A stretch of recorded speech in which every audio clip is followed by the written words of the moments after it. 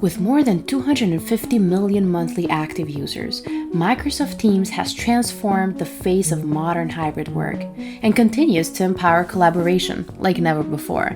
But even with its all-amazing collaboration features, Teams can be quite challenging to properly structure, and that's why it's key to implement proper governance and provisioning to your team's environment so that you can continue to keep the ball rolling smoothly. Need help? Well, you're in luck. This is the Hitchhiker's Guide to Teams Governance.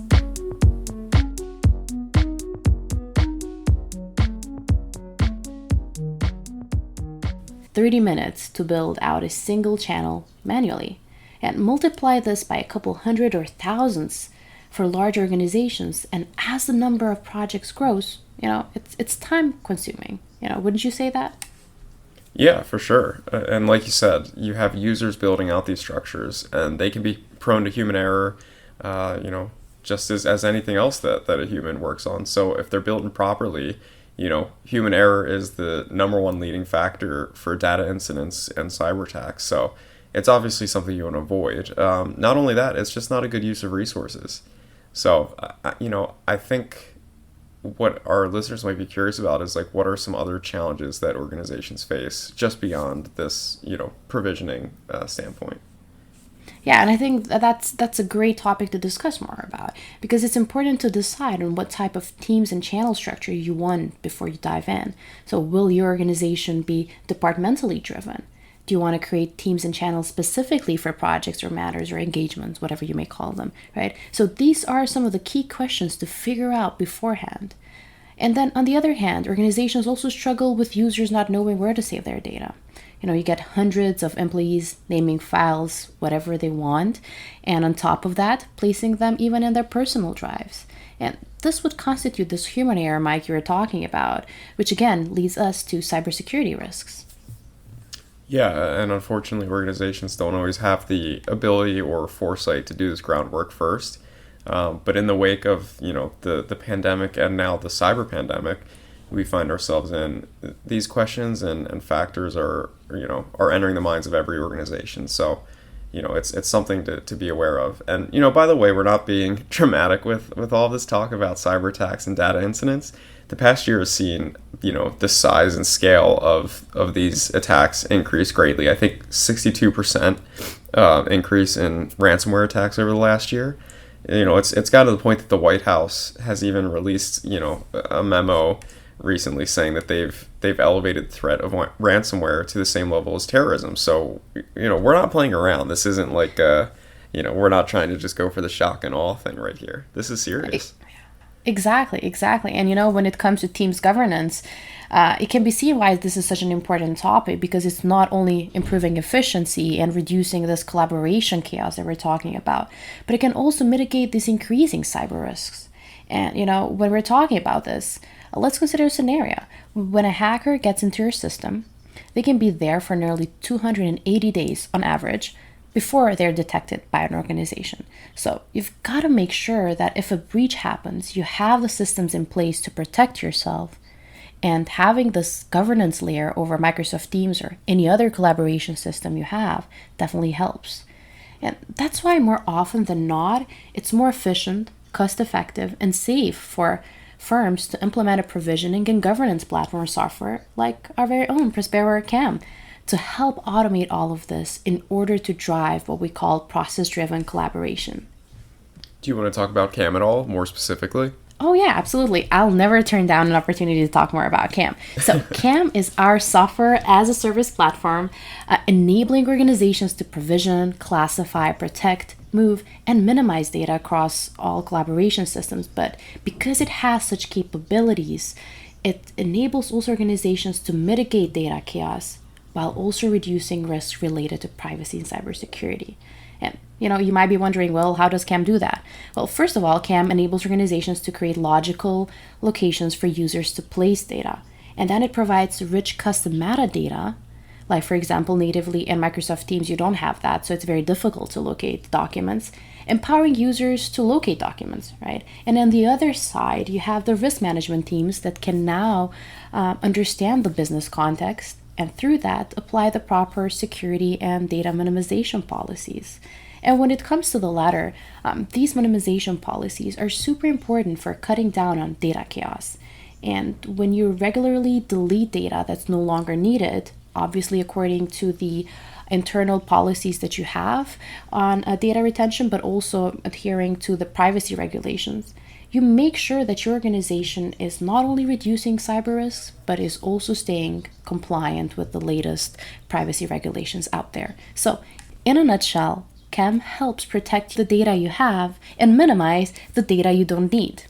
Yeah, so basically it helps build your team structures with governance in mind. It ensures that users are saving files and doing the work in the right place, and that the risk management team can actually locate these files so that even in the event of an attack, you still have all of your ducks in a row. Yeah, absolutely. And it's very important to understand where your projects go, who has access to them, and for how long.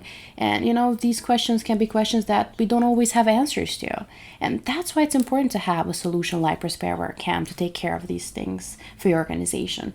You can also learn more about this entire process that we just discussed from our latest white paper, Protect What You Need, Minimize What You Don't, which is available on our website. But on that note, let's get back into part 2 of our interview with Reggie Pool and hear his perspective on the information governance issues around teams.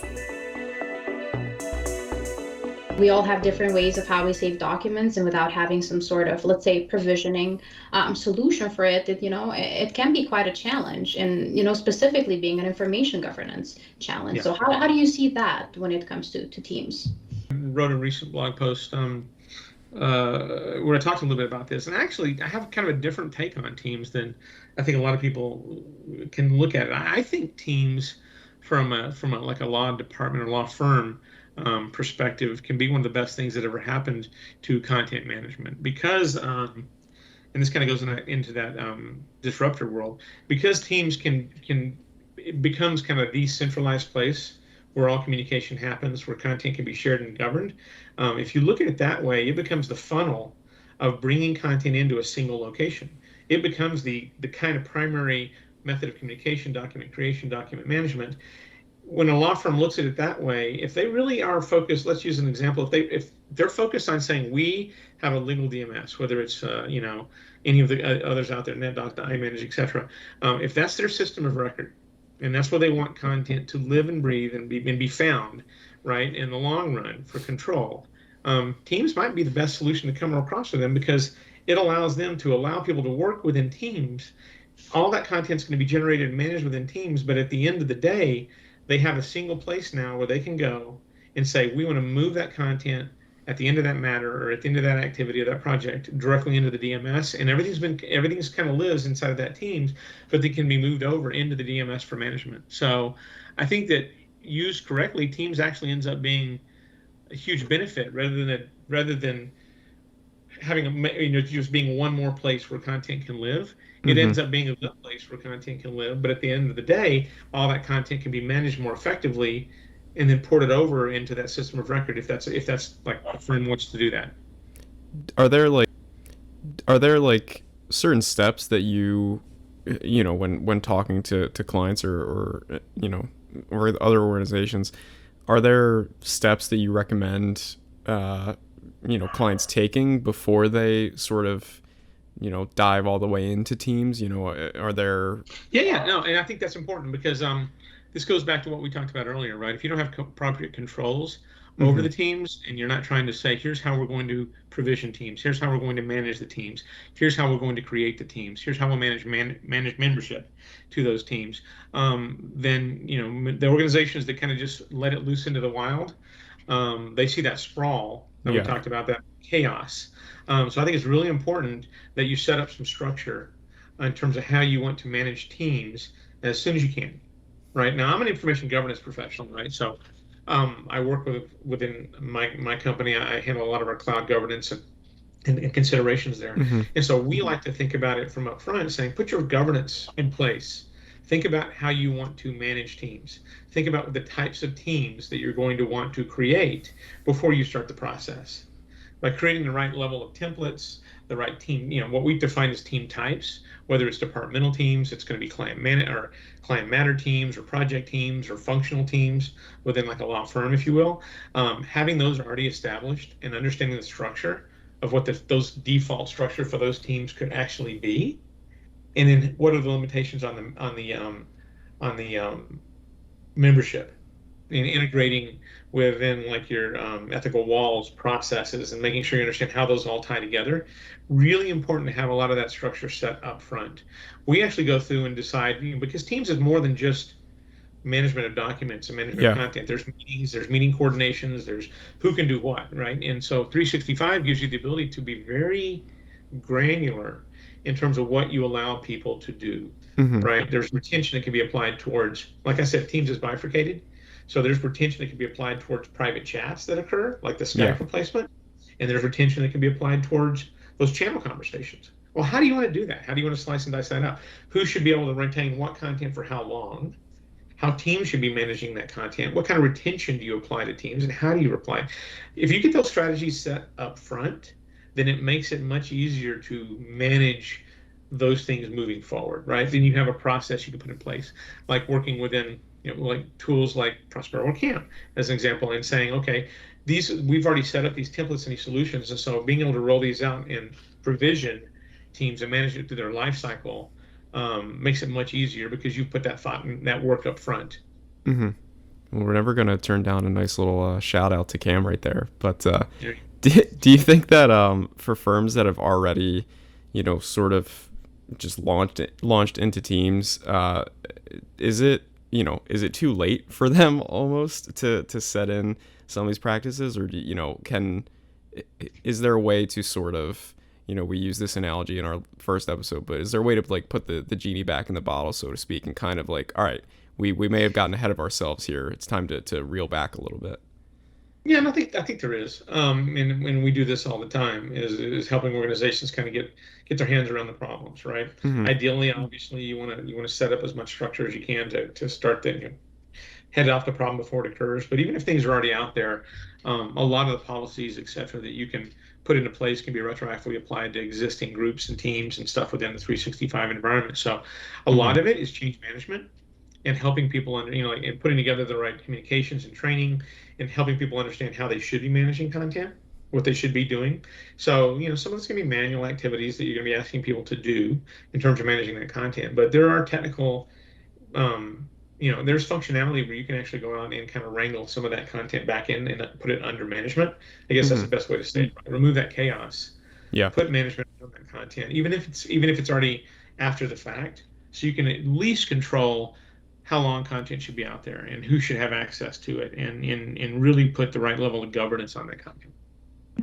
And I think you're like, that's such an important point to make, especially when it comes to, different data regulations that we have and now even cybersecurity incidents. So Mhm. when you're speaking of such, do you see any, I don't know, present or upcoming challenges when it comes to teams dealing with all of that?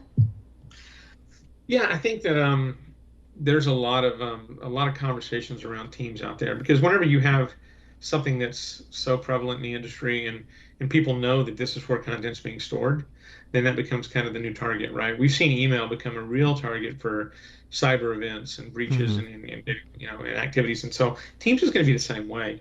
Um, you know, Thinking about what that means to have your content out in the 365 environment and having it being managed and controlled there. What I'm seeing in that I'd like to see is that there's a lot of additional solutions that help you control and manage that content. But Microsoft has also expanded a lot of their security and compliance functionality to really focus in on Teams.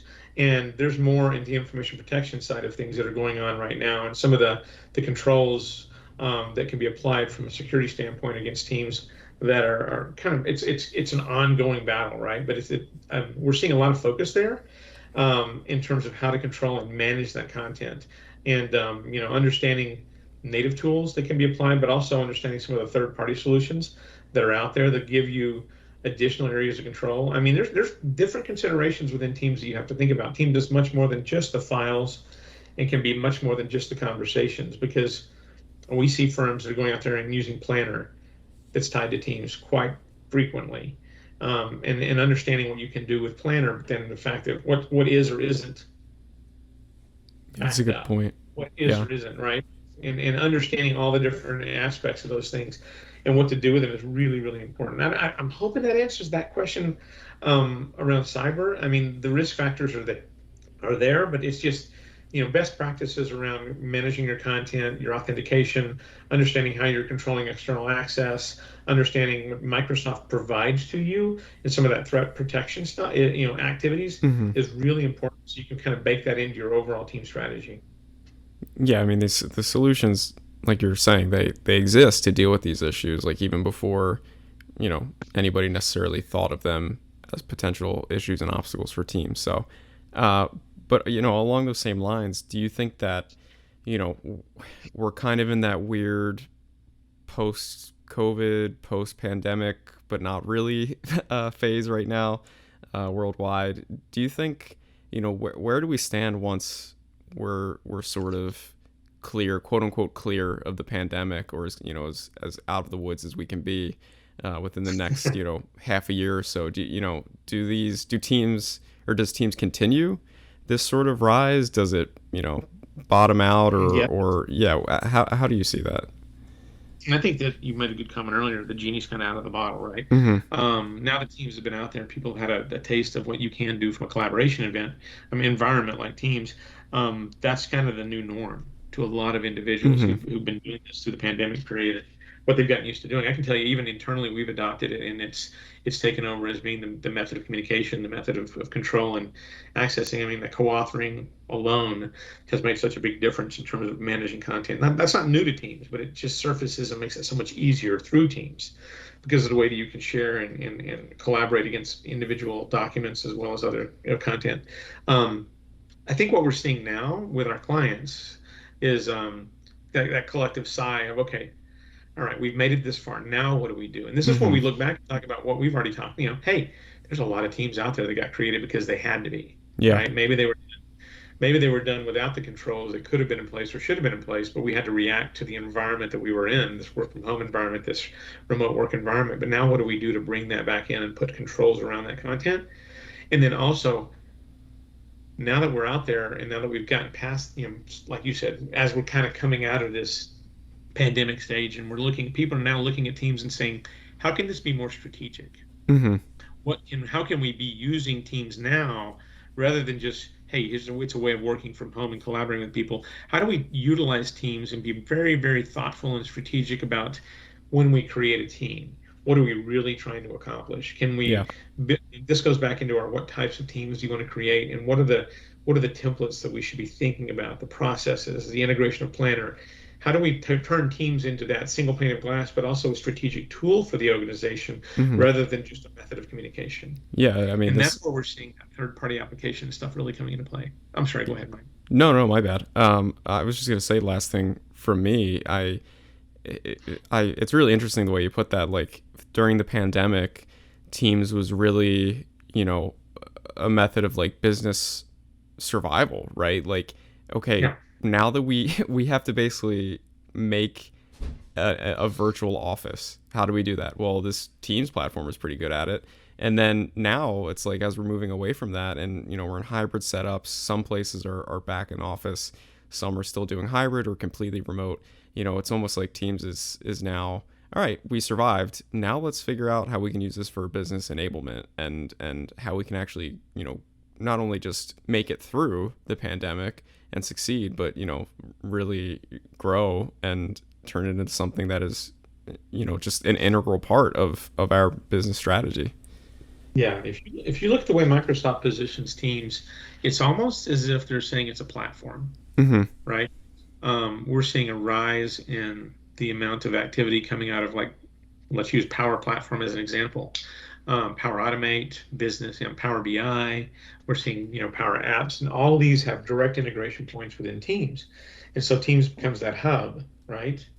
And so all that customization stuff is now kind of focusing in on what can we do within Teams to make it easier for people to do their activities, what bots can be created, what additional processes and applications can be integrated within Teams. And we're seeing, I mean, there's thousands of applications out there right now that can already integrate within Teams and be context aware and actually add value into Teams. And so seeing what can be surfaced and how it can be reported on, and how people can really leverage Teams as that platform is, I think that's the direction we're seeing more and more right now.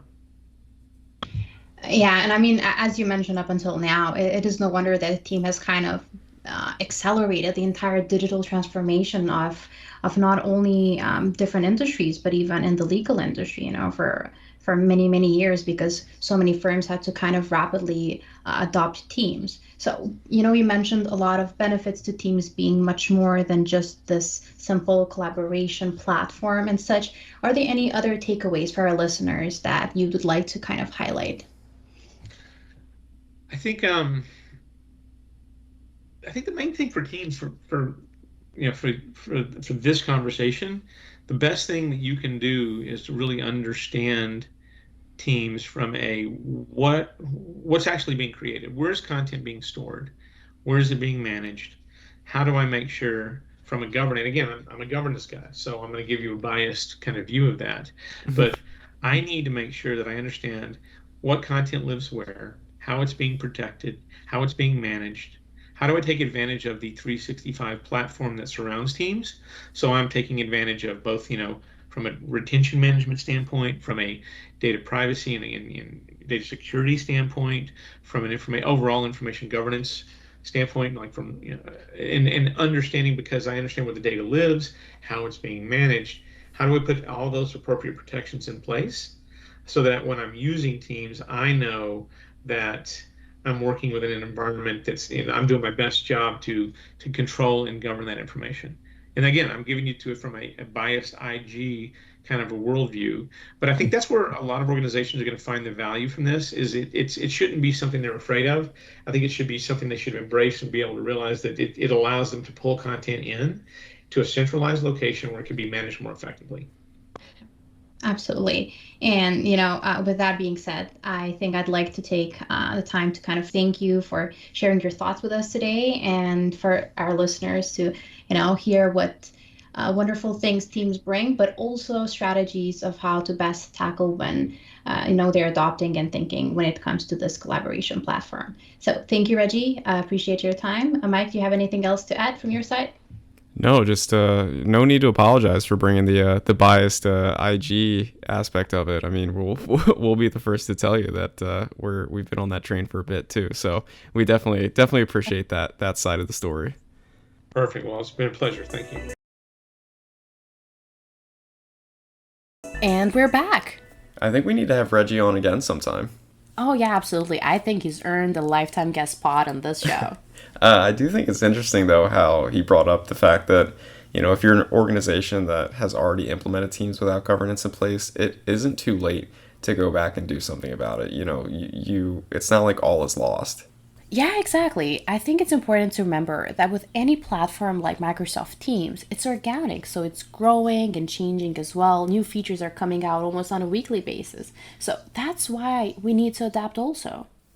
That's a good way to put it. Just as Teams, appeared to help us through the pandemic, it will continue to change along with the current environment that we're in too. So as new obstacles, as new opportunities arise, I'm sure Teams will change along with it. That's why it's important to keep it locked in here with us so you can stay up to date on all of these trends. For Mike, I'm Blerina, and this is ProsperoTune.